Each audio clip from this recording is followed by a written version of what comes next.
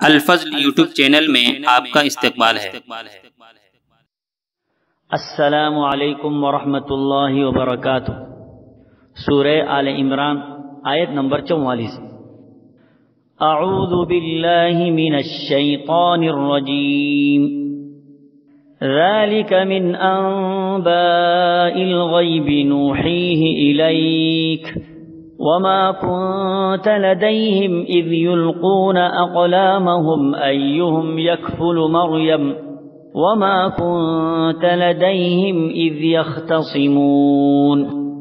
یہ باتیں جو آپ کو بتائی جا رہی ہیں یہ غیب کی خبروں میں سے ہیں جسے ہم تیری طرف وحی کر رہے ہیں، حالانکہ تو ان کے پاس اس وقت موجود نہ تھا جبکہ وہ اپنی قلمیں ڈال رہے تھے کہ مریم کو ان میں سے کون اپنی کفالت میں لے گا، اور نہ تو ان کے جھگڑنے کے وقت ان کے پاس تھا۔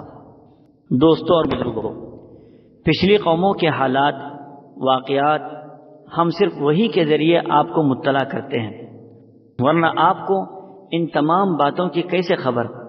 اس سے معلوم ہوا کہ آپ صلی اللہ تعالی علیہ وسلم عالم الغیب نہیں ہیں۔ جب بھی واقعات پیش آتے تھے آپ وہاں موجود نہ ہوتے تھے۔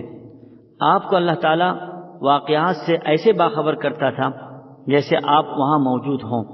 اس آیت میں اور ایک بات یہ بتلا دی گئی کہ جب حضرت مریم علیہ السلام کی والدہ حنا بنت فاقوز نے نظر مانی کہ جب میرا بچہ پیدا ہوگا تو میں اللہ کے لیے اس کو وقف کروں گی، اس نظر کے مطابق اپنے بچے حضرت مریم کو لے کر بیت المقدس کی مسجد سلیمانی میں تشریف لائی اور بیت المقدس کے خادمین اور مجاوروں سے کہا کہ میں نے اس بچے کے متعلق نظر مانی ہے، اب آپ اس کو سنبھال لیجئے، میں اللہ کے نام پر اسے آزاد کر چکی ہوں۔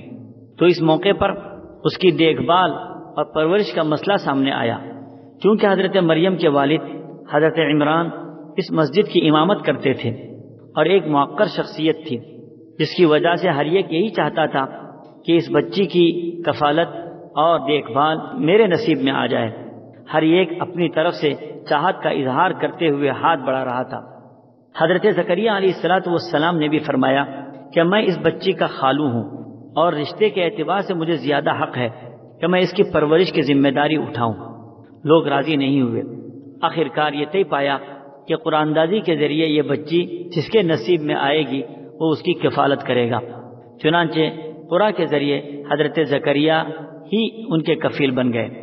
حضرت زکریا علیہ السلام اس وقت کے نبی بھی تھے، سردار بھی تھے اور امام بھی تھے۔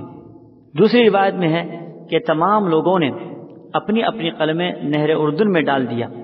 بات یہ طے ہوئی تھی جن کی قلمیں پانی کے بہاؤ پر بہہ جائیں گی وہ مستحق نہیں ہوگا، بلکہ جس کا قلم رکا یا الٹا چڑھنے لگا وہ کفالت کا مستحق ہوگا۔ سب کی قلمیں بہہ گئی مگر حضرت زکریا علیہ السلام کا قلم رک گیا بلکہ الٹا بہنے لگا۔ خلاصہ یہ ہے کہ اس آیت میں فرمایا گیا کہ یہ سب واقعات آپ کو وحی کے ذریعے بتلا دیے گئے، آپ اس موقع پر موجود نہیں تھے۔ اللہ تعالیٰ صحیح معنی میں ہمیں سمجھ عطا فرمائے۔ وآخر دعوانا ان الحمدللہ رب العالمین۔ اس چینل کو سبسکرائب کریں اور اس کو زیادہ سے زیادہ شیئر کرنے کی کوشش کریں۔